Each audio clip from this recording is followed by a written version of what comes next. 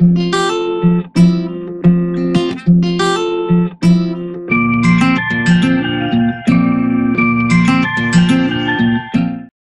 Friends, elevator চ্যানেলে আমি তোমাদেরকে ওয়েলকাম জানাচ্ছি।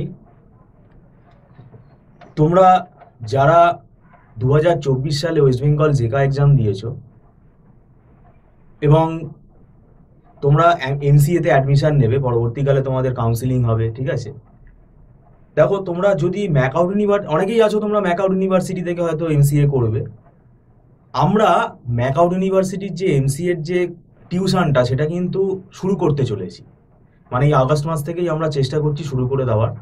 কেননা এমসিএ ফার্স্ট সেমেস্টারে ম্যাকআউট ইউনিভার্সিটির যে সিলেবাসটা রয়েছে, এখন এটা 2 বছরের সিলেবাস হয়ে গেছে। এতে কি হয়েছে, প্রত্যেকটা সেমেস্টারে কিন্তু নাম্বার অফ সাবজেক্ট কিন্তু বেড়ে গেছে, সেমেস্টারের ওপর কিন্তু লোডটা বেশি পড়েছে। তাই ফার্স্ট সেমেস্টারে কিন্তু অনেকগুলো সাবজেক্ট আছে, তার মধ্যে আমরা 4টে সাবজেক্ট পড়াচ্ছি, যেটা IT subject, application oriented subject, যেমন Python programming, RDBMS, computer organisation and architecture, আর ডিসক্রিট ম্যাথামেটিক্স। এই 4টে সাবজেক্ট কিন্তু আইটির সাবজেক্ট। সিলেবাস কিন্তু অনেক বড় সিলেবাস। আর এখন থেকে পড়লে কি হবে, তোমাদের সিলেবাসটা স্মুথলি আমরা এগিয়ে নিয়ে যেতে পারবো, কারণ আমরা কিন্তু ধরে পড়াই। আর এখন যে কোয়েশ্চেন হচ্ছে, কোনো সাজেশন মিলছে না, ম্যাকআউট ইউনিভার্সিটির কথা বলছি, তাই সব পড়ে যেতে হবে। এবং উল্টোপাল্টা আবোল তাবোল লিখে আসলে কিন্তু এখন নাম্বার কিন্তু খুব কমে যাবে, এবং এমনকি সাপ্লিও চলে আসতে পারে। কেননা যদি তোমাদের পরিচিত কেউ ম্যাকআউট ইউনিভার্সিটি থেকে কেউ বন্ধু বান্ধব থাকে, তাদেরকে জিজ্ঞেস করবে যে এখন কি ফাঁকি মেরে ম্যাকআউট ইউনিভার্সিটিতে কোনো কলেজ থেকে আমি পড়তে পারবো, মানে আমার কি রেজাল্ট ভালো হবে? সে বলবে না ভাই, রেজাল্ট আদৌ ভালো হবে না, বরং তুই ফেল করে যাবি। কেন আমি সেলফ ফাইন্যান্সড কলেজ থেকে যখন আমি পড়ছি, আমার ধারণা থাকতে পারে যে আমি পাস করে যাবো। এই ধারণাটা কিন্তু অনেকের, আমি সবার বলছি না, অনেকের মধ্যে কিন্তু আছে। এটা আমার ব্যক্তিগতভাবে এটা মনে হয় যে তারা হয়তো এটাই ভাবে যে টাকা দিয়ে পড়ছি বলে আমি পাস করে যাব, কিন্তু সেটা হবে না ভাই। কারণ এটা একটা high technical course, master degree করছো, তো এই কোর্সটার একটা ইনভেস্ট করছো যখন, যদি তোমরা প্রাইভেট কলেজ থেকে করো, তাটা ইনভেস্টমেন্ট করতে হচ্ছে। তা ভাই কেন আমি আমি কি এতই বোকা যে আমি পড়াগুলো নষ্ট করে ফেলবো? আমি যে একটা কোনো প্রোডাক্ট যদি কিনতে যাই, আমি প্রোডাক্টটাকে তো যত্ন করে রাখি। আমি যদি একটা মোবাইল কিনি, মোবাইলটাকে কি আমি অবহেলা করবো? তা আমি যে একটা কোর্স এখানে কি হচ্ছে, ওয়ান টাইপ অফ তো প্রোডাক্ট, আমি এটা তো সার্ভিসটা নিচ্ছি, আমি তো টাকা ইনভেস্ট করছি, এটা লামসাম টাকা। তা আমি সেমেস্টারটাতে গাফিলতি করবো কেন? তার যে রেজাল্টটা সেটা যদি খারাপ হয়, তাহলে আমার টাকাটা কি হলো? এটাও তো একটা সার্ভিস, এটাও তো আমি টাকার বিনিময়ে নিচ্ছি।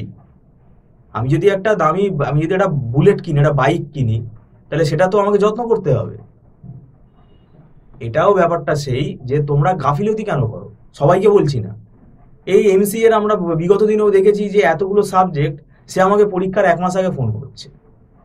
আমরা কখনোই বলছি না যে তোমার মানে টিউশন যদি দরকার লাগে আমাদের কাছেই চলে আসো, এটা পুরো তোমাদের ব্যক্তিগত ব্যাপার। যদি ইচ্ছুক থাকো তাহলে তোমরা স্ক্রলে আমাদেরকে ফোন করতে পারো। এবং আমরা দীর্ঘদিন ধরে এমসিএ যেহেতু পড়াচ্ছি, আমাদের একটা অভিজ্ঞতা হয়ে গেছে।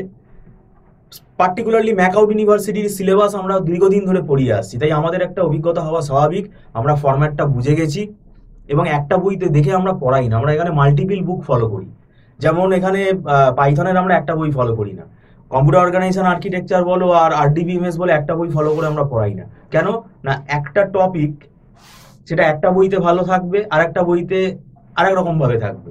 এক একটা টপিক এক একটা বইতে ভালো থাকে, সেগুলো আমরা কি করি, আমরা নিজেরা তৈরি করি মেটেরিয়ালস, তো সেটা স্টুডেন্টকে প্রোভাইড করি সফট কপি, তারা প্রিন্ট আউট করে নেয়। তো যাই হোক, এটা আমরা বলে রাখলাম যে যদি মনে হয় তোমরা ক্লাসটা তাড়াতাড়ি শুরু করতে চাও, কারণ আমাদের মান্থলি ফিস সিস্টেমে ক্লাস হয়, এবং 1 মান্থ ফিস এখানে অ্যাডভান্স পেমেন্ট করে ক্লাস করতে হয়, এবং সেটা নট রিফান্ডেবল। আর কোনো লামসাম টাকা কিন্তু চার্জ করা হয় না। 1 মান্থ ফিস যেটা সাবজেক্টিভ ফিস, যেটা সাবজেক্টের, সেটাই খালি চার্জ করা হয়। আর রেকর্ড ক্লাসের ব্যবস্থাটা আছে, সেটা হচ্ছে কেউ যদি দেরি করে আসে, তাকে আগের ক্লাসের রেকর্ড কিন্তু পারচেস করে নিতে হবে, এবং সেটা কিছুটা ডিসকাউন্টে হবে, সেটা মান্থলি বেসিসেই হবে, ডিসকাউন্টে হবে। ধরো আমরা আগস্ট মাসে ক্লাস স্টার্ট করলাম, কেউ জয়েন করলো সেপ্টেম্বরে, তাহলে আগস্ট মাসের ক্লাসের রেকর্ডটা তাকে কিনে নিতে হবে, সেটা কিছুটা ডিসকাউন্টে হবে, এবং সেটা টার্মস অ্যান্ড কন্ডিশন স্যাটিসফাই করতে হবে। কি না, একটা নির্দিষ্ট দিনের ভেতরে কিন্তু তাকে সেই রেকর্ড ভিডিওগুলো দেখে নিতে হবে। সেটা যদি সে না করে, তাহলে ডেট যদি পেরিয়ে যায়, তাহলে সেই ভিডিও ডিলিট হয়ে যাবে, কেননা ক্লাউডে কিন্তু স্পেস লিমিটেড।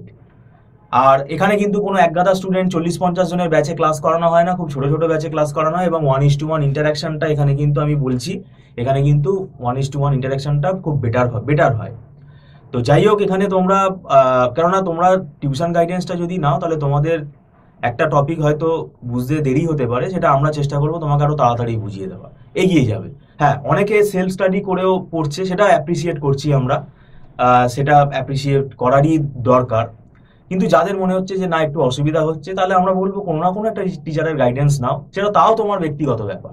তো যাই হোক, যদি তোমরা জয়েন করতে চাও, আমি বলবো তাড়াতাড়ি জয়েন করো, স্ক্রলে ফোন নাম্বার দেওয়া আছে। কলেজে অ্যাডমিশন প্রসেসটা কিন্তু আমি বলে রাখছি, ওটা টাইম কনজিউমিং। তাই অ্যাডমিশন কবে হবে কমপ্লিট, তারপরে কবে কলেজ শুরু হবে, এতদিন ওয়েট করা যাবে না। আর মোটামুটি আমাদের সিলেবাস কিন্তু এক, ম্যাকআউট ইউনিভার্সিটি বলো, যাদবপুর বলো, ক্যালকাটা ইউনিভার্সিটি বলো, কল্যাণী বলো, সিলেবাস কিন্তু ঘুরিয়ে ফিরিয়ে সেই একই সাবজেক্ট থাকে, হয়তো আগে পরে করে থাকে সেমেস্টার ওয়াইজ। তো সেটা তোমার ফেলা যাবে না, যদি তুমি পড়া শুরু করো সেটা কিন্তু তোমার ইউটিলাইজ হবে একটা না একটা সময়। তো যাই হোক, ভিডিওটা সম্পূর্ণ দেখার জন্য তোমাদেরকে ধন্যবাদ জানাচ্ছি। Thank you so much.